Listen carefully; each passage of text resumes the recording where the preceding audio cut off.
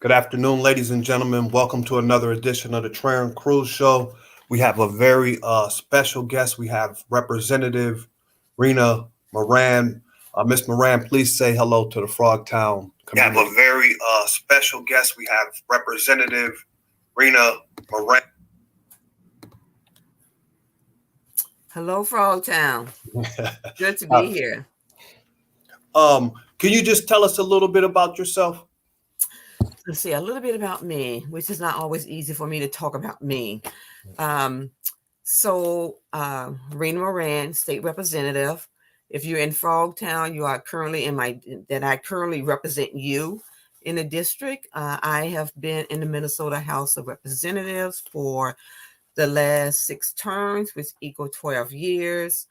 I have had the privilege and the honor legislatively to chair committees like the Health and Human Service Committee. I am now the current chair of Ways and Means, which means that any bill that has a fiscal note attached to it has to come to my committee before it goes to the House floor or do anything.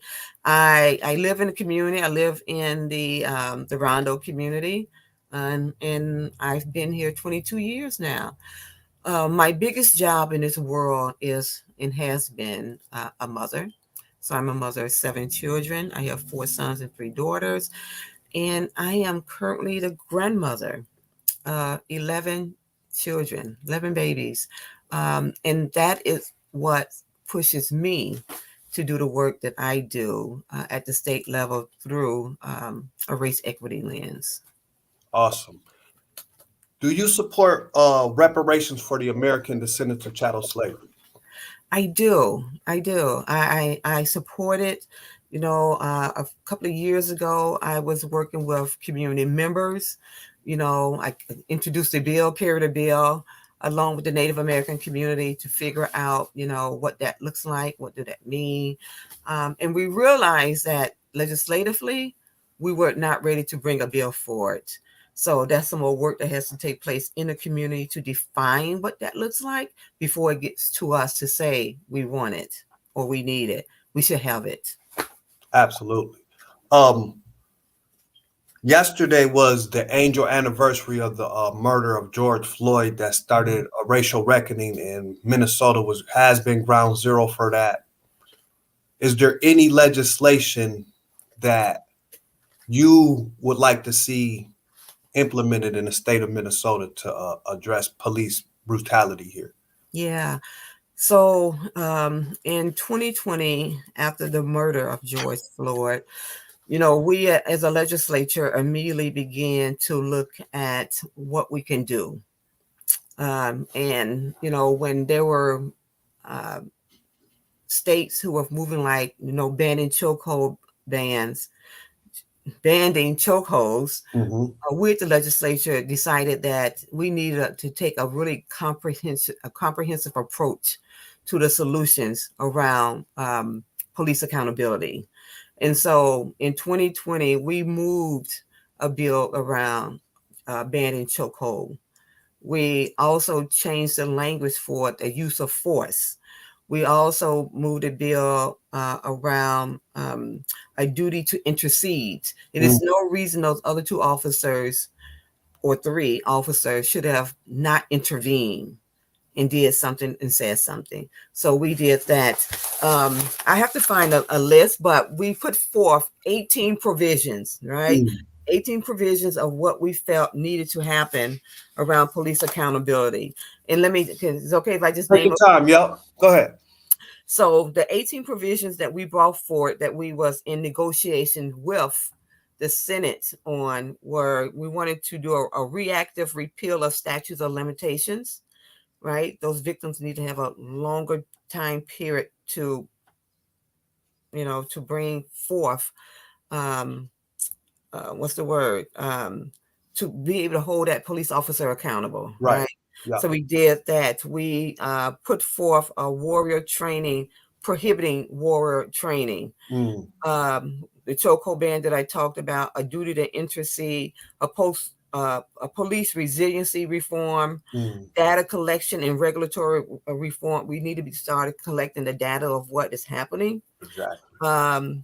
We did an arbitration reform, the use of force reform, a prosecutory reform, investigatory reform, because we really need to investigate what we see is happening with those bad cops that are Right. out there.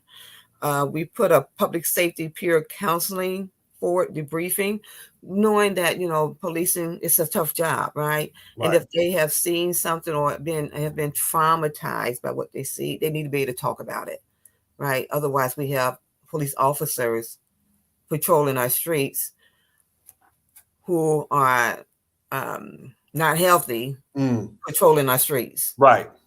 So we did also a police officer critical incident review, a community-led public safety, a mental health training, autism training, and restore the vote. Those were the 18 provisions. So out of those 18 provisions, 11 became law. So I'm going to name the 11 that became law. Okay. We the use of force reform, we changed. The use of force is huge, right? Because currently, before we change the language, which I'm gonna have to go back and look at it, but it was like major reform on the use of force. So that passed. Banning warrior trainings, right? Where police officers were trained to see civilians as the enemy, which means that you shoot or you be shot. Right. Like, Wow. no police officer out there with that type of mentality.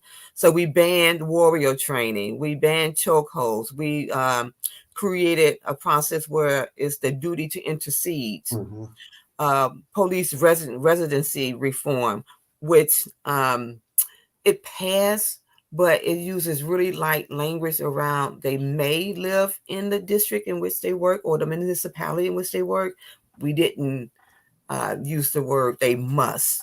Okay. So we got a form of that, along with, let's see here. We did some mental health training for them, and also public safety peer counseling so that police officers can go talk to their peers about what they're dealing with.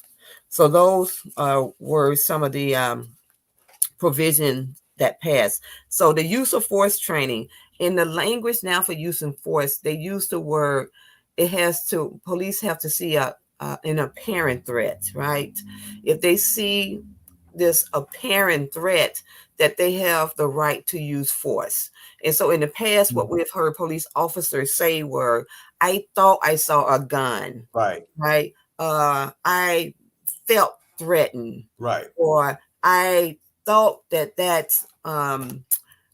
toy gun was a real gun. And so we moved the language from an apparent threat to an imminent threat, right? There really has to be a real threat, right, before you use of force, excessive force on any individual, which was really controversial. They sued the state because even though I worked along with the chiefs and in the Minnesota officers of police and peace officers were at the table, the chief was at the table, and the sheriff were all at the table. And we all came to an agreement that the words apparent will be removed and the word imminent threat would replace it.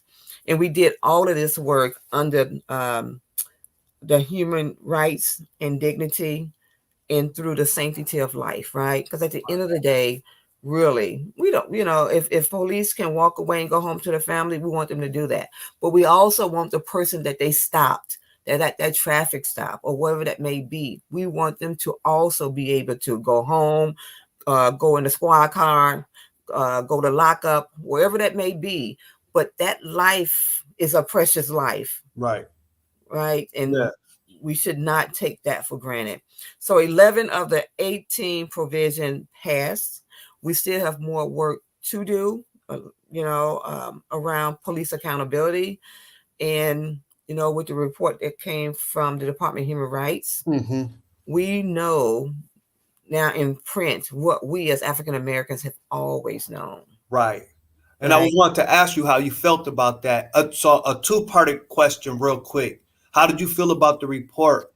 And how come people don't know that 11, I know that 18's a lot, but still 11 provisions passed. That's kind of Yeah, a lot. And I mean, I yeah, didn't even know all those passed. So how you did not. come more people don't know about that? Yeah. So I guess first, um, I know myself, along with our People of Color Indigenous Caucus, along with our United Black Legislative Caucus, we did the Zooming. There was just so much happening, from the riots, from the murder of George Floyd, from um, burning of buildings, from people being homeless, from folks being displaced, from Mhm. folks just worried about their, what's next. Right. And we was under a pandemic. A lot was happening, Yes, right? ma'am. And so I think in a lot of ways, we just got the moment that we were in, there was just so much overload, Right. of people trying to be safe, Exactly. right? Yeah. And so, but it does remind me that we do have to do better and be better at sharing with people, the work that we are doing to really make people's lives better. And part of that was to hold police accountable. We did it, and we did it better than many states across this country did, who were only moving like one or two provisions and putting that into law. We put like 11 different provisions into law. And so all that was happening, I came down with COVID early in the process, Mm-hmm. right? Yeah. March, COVID, it was like, we're going to shut down, you know, don't go to work. By April 1st, I had COVID. Wow. That's the way Okay. that was. And so when you look at the report from the Department of Human Rights, how do I feel about it? It is egregious Mm. what the Minneapolis Police Department is doing. Right. Egregious. Agree. Absolutely. And um, but also a big part of that is that what I heard and what I read, it was just a validation Yes. of the history of policing in America Mm. with African Americans. Yep. I was like, wow. Mm. Yeah. We knew this. Exactly. Maybe other people have been educated, and they wonder why, when us as African Americans see a police officer, why is it that we don't always comply? Why we don't run? Why we run? Right. We're so nervous. It's because the history in America has dictated it come out of the slave trade, Right. slave patrols, where police and policies and laws that were created that allow police to show up in our community and not stop a hanging from happening Exactly. to an individual. And our ancestors, from our great grandmother to your grandmother to your mother, has taught us that police are not always your friends. That's right. Better or worse, America. That's the history. They're never, and we have known that Black folks have disappeared in the middle of the night when they've been stopped by a Right. police officer. Exactly. It's not pretty, but that's the history of America. And unless we know that history of policing in America as it entails African American, then we are sometimes seen at a disadvantage of not obeying law enforcement. But we also know, as Philando Castile has showed us too, that you can do everything right, Right. alone to say I am a lawful carrier, and I want you to know I have a gun, and still find ourselves murdered. Absolutely. Yeah, It's man. tough. So yeah, It's tough. it's tough. What would you say is your most what is the piece of legislation that you are most proud? I know you gave your retirement speech.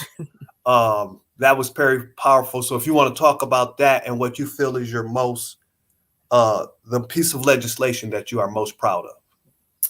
I'm happy about a lot of legislation I was able to move in that body. Well, you can talk about that too. It Okay. doesn't have to be one, but Yeah. So I am, I'm proud of, the very first year when I went into the legislative body in 2011 in the minority. The House didn't have the majority. The Senate lost the majority. So we had Democrats who were in the minority in the House and Senate, and we had a Democratic governor, right? But legislatively, we create laws and pass them, not the governor. Right. Right. And so I remember my very first term. I'm a huge advocate for education from birth. I definitely believe in early childhood education to post secondary education. All of that to me is a good investment. Right. Um, and the St. Paul teachers came to me and said, we have a bill that we need to pass this year. And we're calling it an education transportation bill. So what that means is that the bill entails that if you live within a mile of a school, you have to walk to school. Right? You don't get bus service. Wow. You have to walk, or your parents drop you off at the school, whatever, but you don't get bus service. That's the way it used to, right? Right. And so we was at a time where parents needed to make a decisions around what school that they were going to send their kids to, right? Of course, community schooling is important. You're able to walk to your school or drive to your school. If your parents are working, they can easily come to parent-teacher conference. It just makes things so much better. Right. But parents are making decisions not to do that because I come from a community that low wealth. Exactly. They may not have a car. Right. They don't have a lot of money.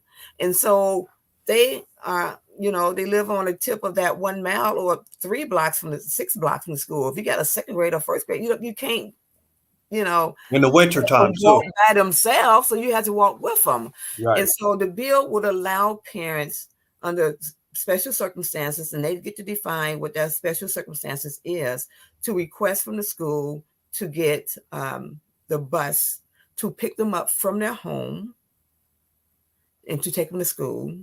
And in the afternoon, they can bring them back home, but they can also take them to a Boys and Girls Club. They can take them out to Hallie Q. Brown, whatever they needed to do to get bus service, they'd be allowed to do that. And I was told early in the process, you'll never get anything moved because you're a minority. It's not going to happen. I'm like, I've been a minority all of my life. Right. I am a woman, and I'm a Black woman. So that's a double minority, minority person. So I'm like, I never function believing that I can't do something. Exactly. But I learned early in the process, and I would share with the community, that relationships are important. Yes. Build good, strong relationship with people who have the ability and the power to do something or help you move to another place.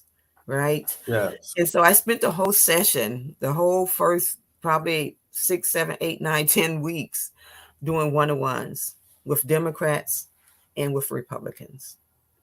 Just getting to know them. I want a one-on-one. Where do you live? Where do you come from? Tell me a little bit about your father, where you grew up, because that helped me understand what their likes are, why they think the way they think, what moves them, what drives them, and what stops them. Right? Right. And so I am also a strong parent advocate. I believe, as a mother of 7, that no one should be telling me what's best for my child. I get to decide that. Right. Right. No one gets to tell me where my child should go to school and what's best for that. That's why they went to Como High School, Highland, Como Elementary and High School, Highland Junior High and High School, Central. So I had kids everywhere because each child needs is different. Right. So my Republican colleagues also believe in parental choice. And so my bill became about what? Parental choice. Exactly. Not right or left. All about parental choice. And that bill passed off the House floor I think it was 130 votes with four voting against. You always got someone you can never convince them to do anything, right? Right. And so that was one of my greatest moments because it was my very first term, my very first bill. It passed off the floor. It got into the communities in time for parents to make real decisions about where they needed to send their kids based on transportation. So I'm very excited about that. I'm excited about the work I did and led around police accountability. I'm excited for the bill that I brought forth around the African American child welfare system because our kids are being disproportionately removed from their homes Right. in huge numbers, and often they were not placed with family members. It's Mhm. tough for a child to be removed from their homes in the middle of the night or picked up from school or whatever, never to go back home, never to know why I've been removed and then placed with strangers. Right. That's the CPS bill that you guys were. Okay. And picked up with strangers. And then we wonder why kids are showing up acting out. Right. How would that trauma, how would you deal with that type of trauma? Of being removed from everything you love, placed in with strangers. And so for some people to think that you need to be happy about that because now Mm. you're safe. Mm. No, it's Right. traumatizing. It's Exactly. traumatizing. And so happy about the work that I created passed a bill that created a pathway for our kids who are lingering in the child care system, have not been adopted. Mm. And they're just moving from placement to placement to placement. And often we know that sometimes when kids are removed from their home, their parents do better. They get their lives together. And sometimes they even start new families. Mm. But they're not able to reach back in and find out where their child is in that system. Right. I passed a bill that says now parents who are doing better, who are doing well, who are self-sufficient, who have housing, right? Because you want kids to be safe. Right. Now they can petition the court to get their parental rights back. Okay. Something that they have never been able to do. And Right.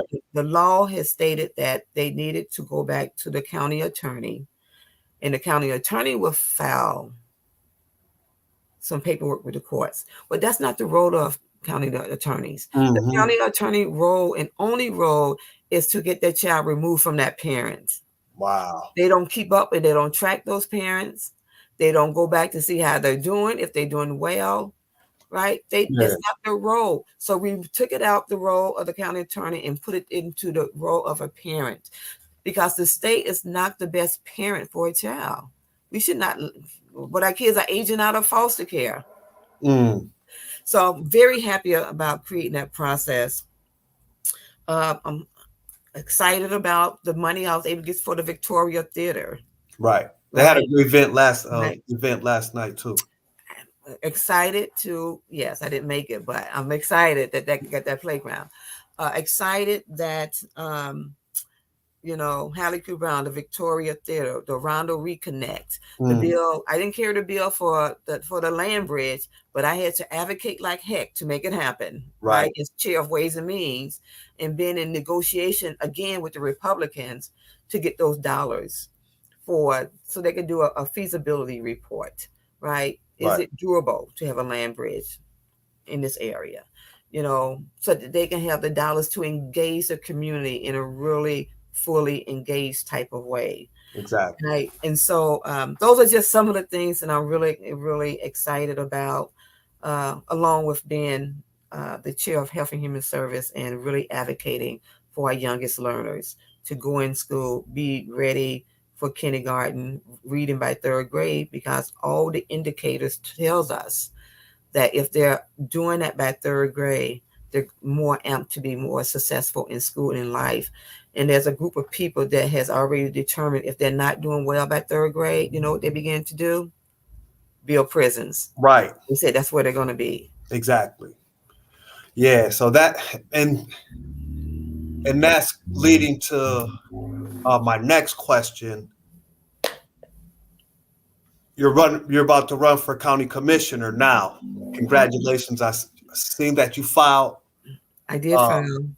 uh, or that you announced. Commissioner Tony Carter fought hard to get Totem Town closed, and a lot of people supported that.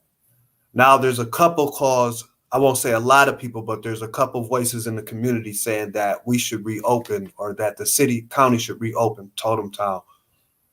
If you're elected county commissioner, if you fill Tony Carter's seat, how would you proceed on that? Let me just say, Commissioner Tony Carter has served our district well. You know, has been a fighter here in Ramsey County, which we need fighters for equity. Right. We just do. And so I'm excited to be able to, to have this opportunity. I knock on wood, nothing's promised to us. I'm working real hard to make that a reality. But my hope is to, build on her legacy, but also create new opportunities and possibilities. And so when it comes to Total Town, so this is what I know. Especially for like low-level offenses, a community model is a good model, where our young men, and often we knew the number of Black young boys who was going into that system was disproportionately compared to like whites and others, right? Right. And so for me, it is important that we have a process where they get the support they need. It's not a pathway to a prison, right? That we have community surrounding with them. We're giving them tools. We're preparing them for life. And I think that's the type of community model that Commissioner Tony Carter was trying to increase and have represented, instead of the pathway that you're into prison. So some would say, and I agree, I'm very strong on community, right? Right. And creating a model that creates success out of young people. So as I step into this arena to learn more, I know at the state level, there is a bill that is moving through the body, I believe, that gives money to a juvenile prison system in maybe further away in rural Minnesota. Okay. Right? The last 2 years has been tough for people. Right. Right? From the pandemic, from the civic unrest, to the trauma that each and one of us probably have endured over the last 2 years. We know that carjacking is happening. We know that, because of the pandemic, the courts even closed down. Right? Yep. And so many in the community who were committing these acts, it was a backlog. So they kind of like stayed in the community. Right? Okay. Yep. I'm just, Yeah, no, we got to keep it apart. This is where we are at this moment. Yep. The resources that was needed dried up because COVID was out there. We can't bring new people into an environment who may have COVID because people are dying. Right. That's the reality of where we were. It's not that, people don't care about being safe. Of course. Right. We all want to be safe. We all want our kids safe. We want to live in safe communities. Of course we do. But I do know that our young men are not going to Totem Town no more because Totem Town isn't there. That was close to family and friends that they wanted to go there. And they still had a unlocked model that they was using. They're now going to another location where it is definitely closely associated to a prison. Right? Right. I don't know how families get to those places. It's 2 hours away. I don't know how families be able to connect and make sure that their sons are okay. Right. It is happening. It's just going to a place that's further away in another city, another little town. It is happening. And so I am, as a county commissioner, I know things are tough, right? Yes. Yep. It's nothing that's like this or that. I think we want to be safe, but we also want to create opportunities. Right. And so the whole model that we have around, I'm a loss for words, around recidivism. recidivism. Oh, no, more around restorative justice. Right. Okay. Around that, around when someone is placed into a prison, they should have a programming available for them, Right. so that when they come out, they're ready to re-enter the community, re-enter society with supports so that they could be successful. Okay. Right. So the word is not recidivism, but it's called I can't think of, but it allows you to be able to get the support, the service you need to enter back in. You don't just go into prison to be locked down in isolation for the time that you're there. Yeah, it's Right. called corrections. Not Right. this. And that's Department of another word Correction. that won't come to me, but absolutely. So I need to find more information because I do believe in a community model, Mm-hmm. right? Where we're giving these young men, and often there's other life things that's happening. They're homeless. They Right. can't find a job. Um, they're worried about where the next meal. They're dealing with trauma. They're dealing with mental illness. Mm-hmm. Mental illness is real. Yes, I would ma'am. say some in the Black community are walking around and have PTSD, Yes. Yes. untreated. If a Absolutely. diagnosis has been untreated, Right. right? And so, but at the same time, when someone is continually harming others in society, we need to find a way to give them the support they need, and maybe they need to be away for a Okay. little bit. Yep. I'm not. They just need to be away for Mm-hmm. because safety is paramount. I Right. live in a Rondo community. I want my grandkids and my kids to be safe when they walk out this door. Exactly. Right. I shouldn't have to go to Edina. I shouldn't have to live in Egan. I shouldn't have to, we should be safe wherever we are. Okay. And so as I look at county commissioner, juvenile justice is important to me, and look at how we can utilize a strength-based model, evidence-based models, because there are some good models out there that works to ensure that the needs of inmates, the needs of those who are being incarcerated are being fulfilled. Because that one day, unless they got life, they're going to have to come back and re-enter this community. Mm-hmm. We want them to come back and be ready and prepared to be upstanding citizens and not to reoffend.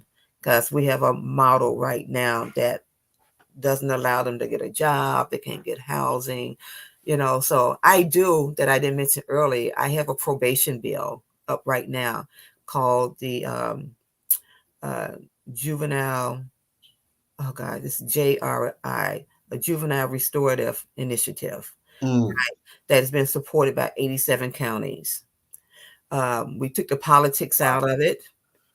Right. Probation officers were a part of the initial group that came together. Probation officer, 87 county commissioners came together.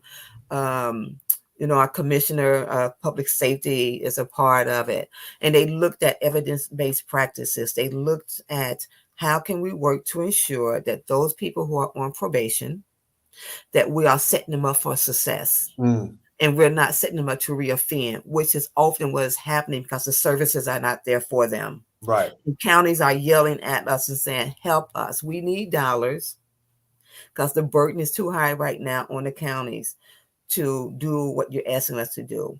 If you need to find housing, how do your probation officers there to help you find housing or a job. We're removing the barriers because when you help people be successful in the community, there's no need for them to reoffend.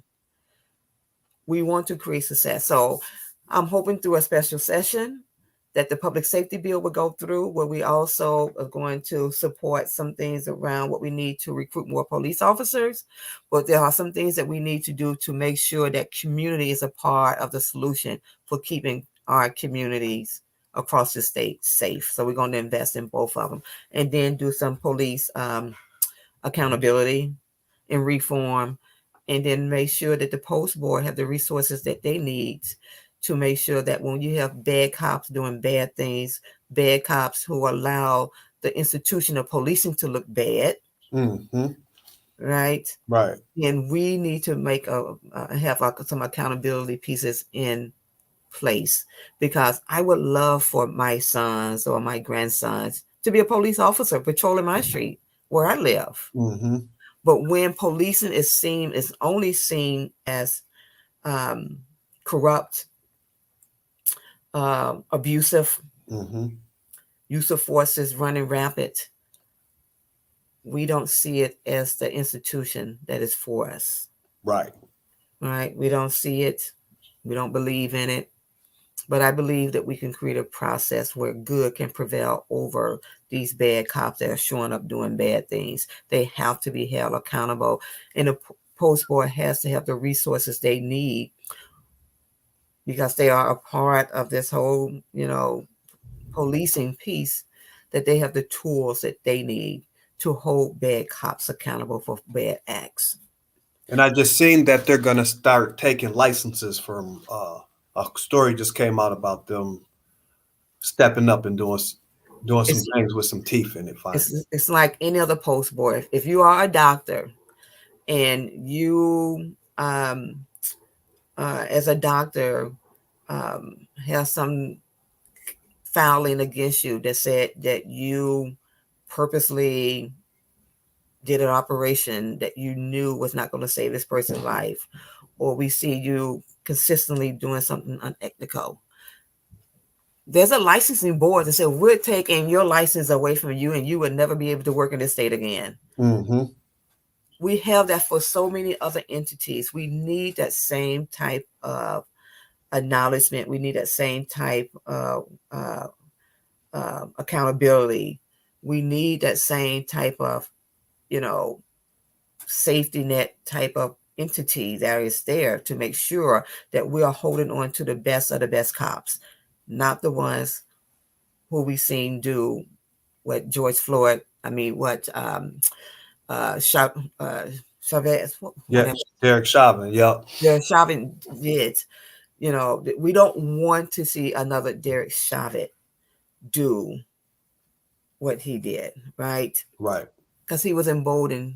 It must have been a practice, something that they did on a regular basis, in my mind, because he did it in daylight. Exactly. He did it when people were filming him. He had his knee on his neck until he took his last breath, Right.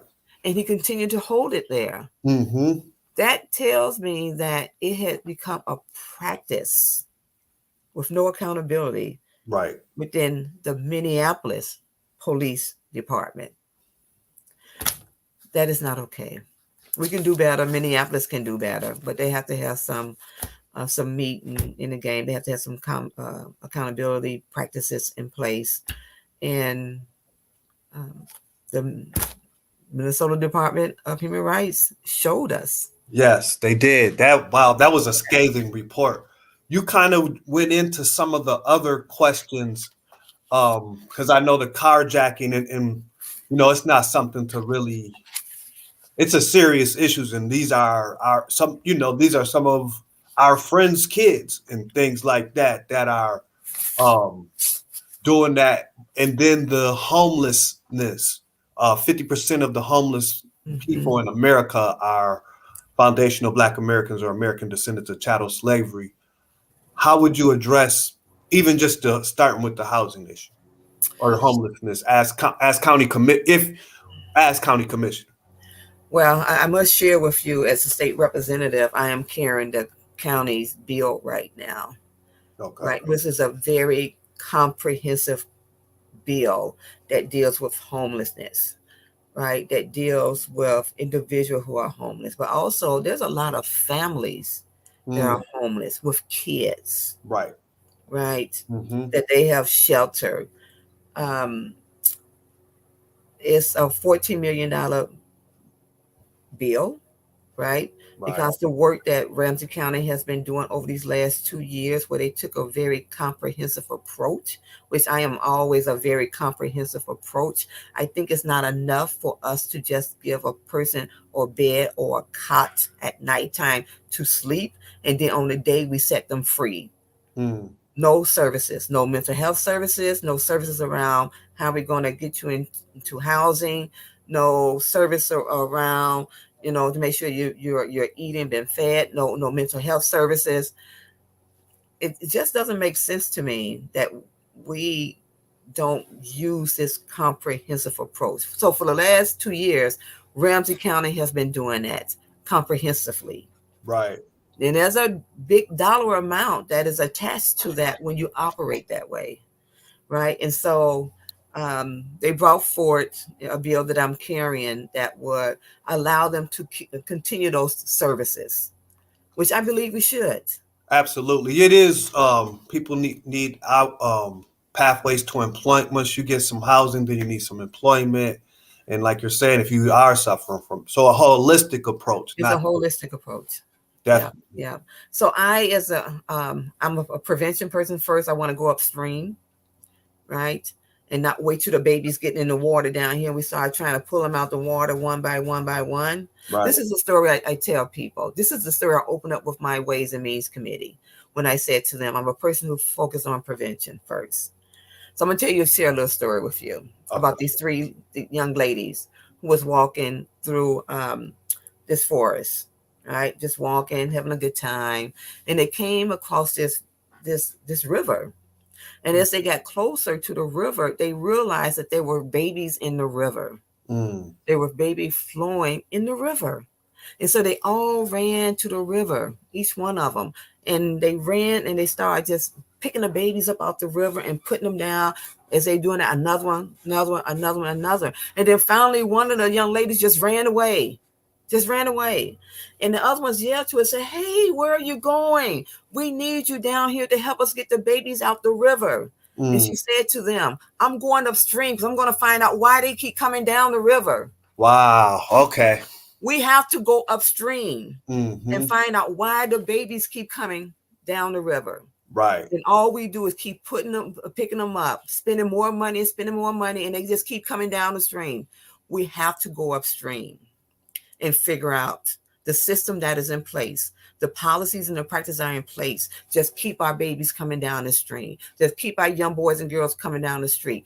Just keep our adults coming in this cycle over and over again.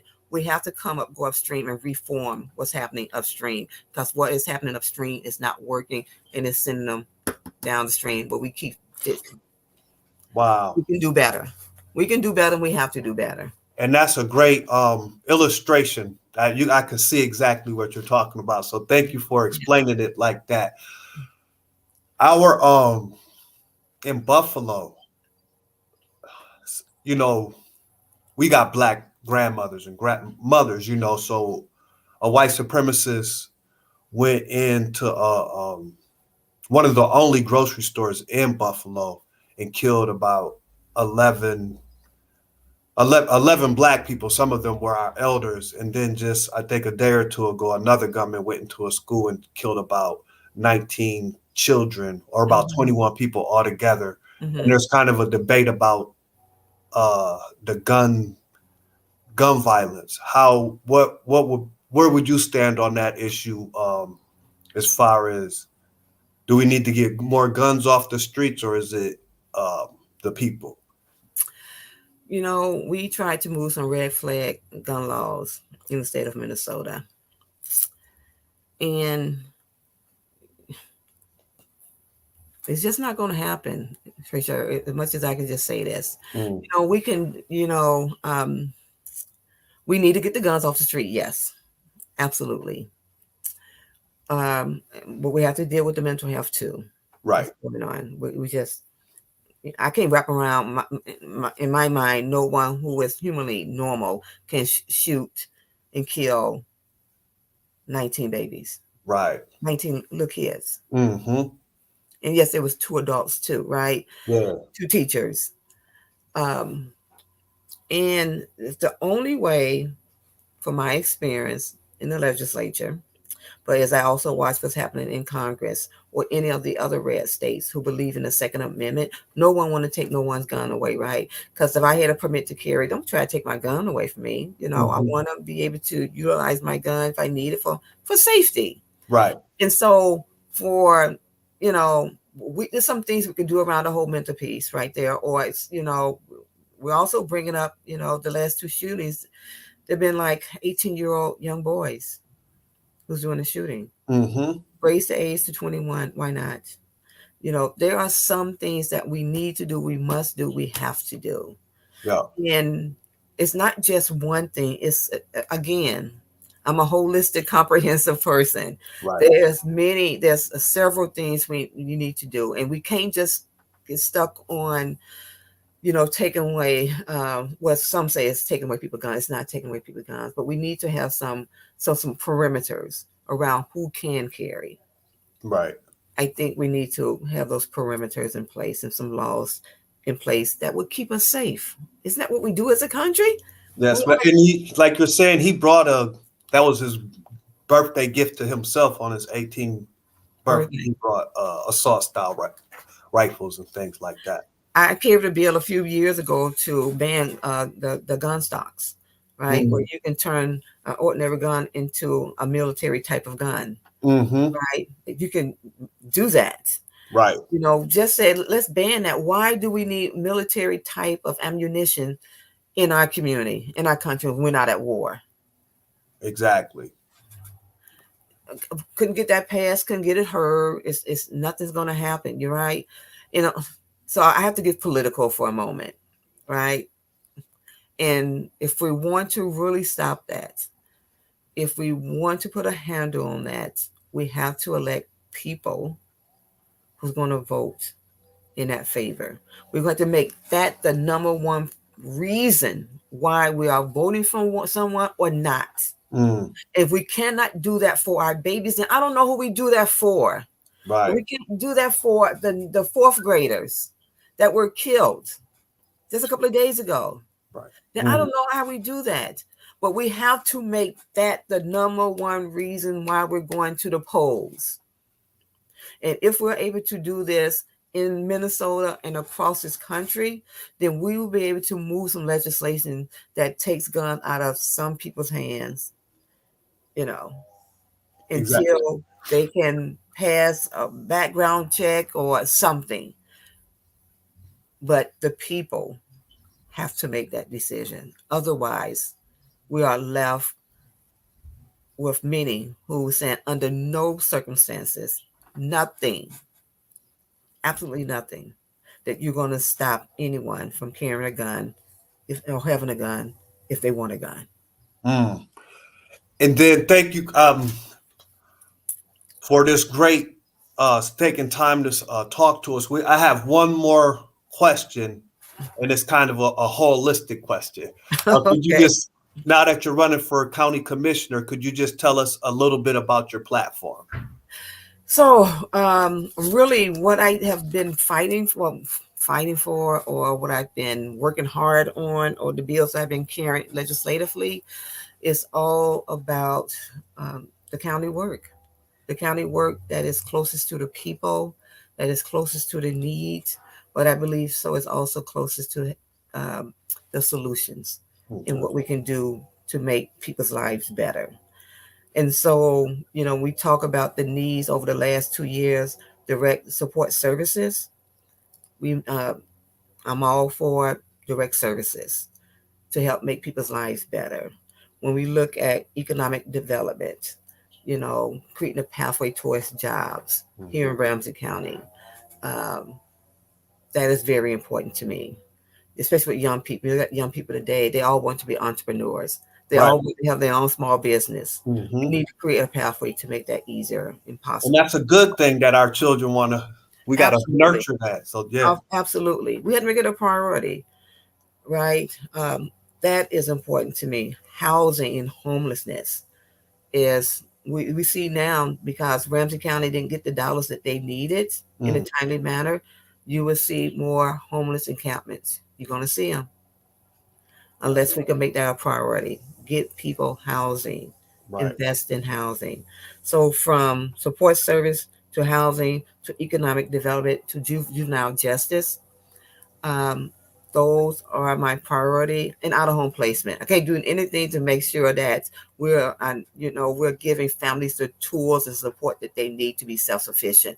Because when I talk to people, whether it's in my community or across the state, no one has never, ever said to me, I want the state to take care of me. Right.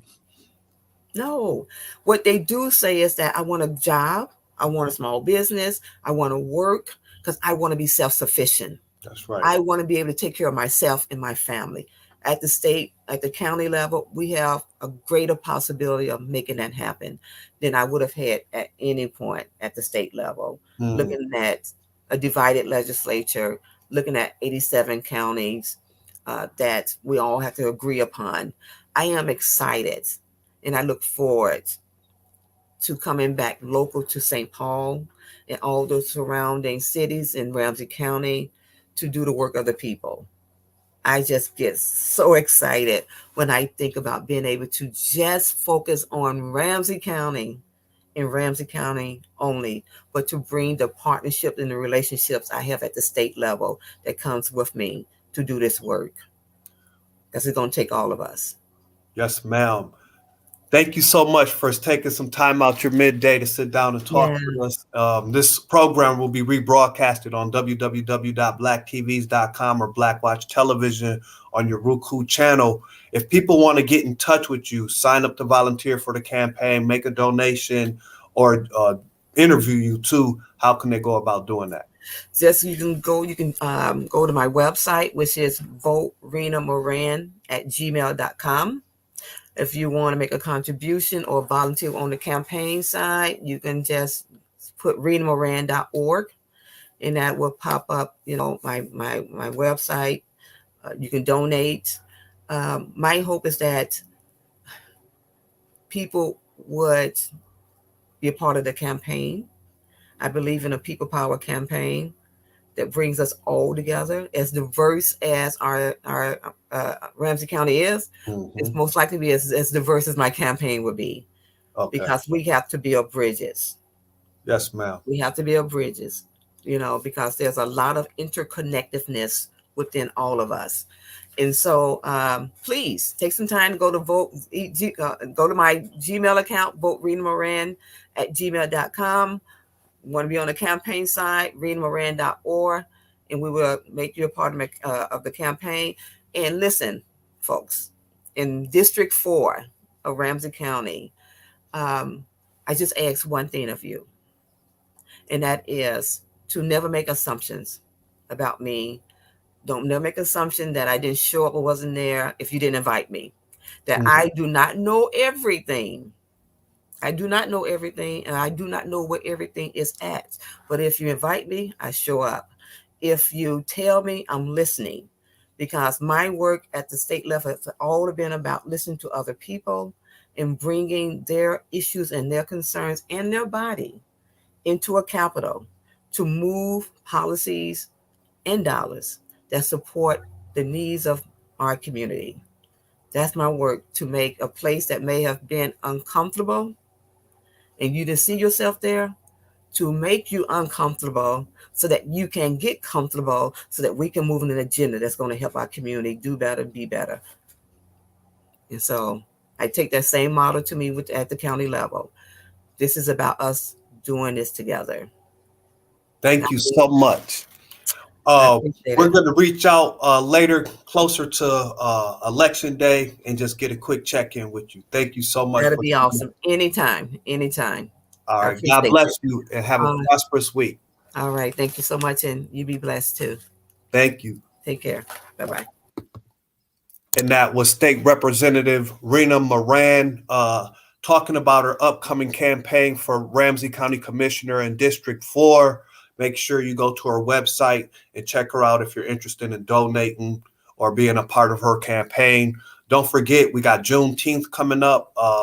That's June 19th. There'll be an event, a reparations rally at the Minnesota's Governor's Mansion. Then from 7 to 10, we'll be at the Crosby, the Magnolia Blossom boat cruises down at Crosby Farms. You can get tickets at Urban Lights or Circle of Apparel. Shout out, go to Urban Lights, and don't just go in there and buy tickets. Go in there, go in the Circle of Apparel and buy you some apparel. They got great apparel there. Go to Urban Lights, buy you some music. They got great music there, hip hop, R&B, all that. It's Father's Day. It's Juneteenth. It's all on one day. Our fathers came to America in slavery. So for Father's Day to land on Juneteenth, it's just anonymous. Thank you for tuning in. Again, this show will be rebroadcasted on www.blacktvs.com or Black Watch Television on your Roku channel. All right. Have a prosperous and safe weekend. Peace.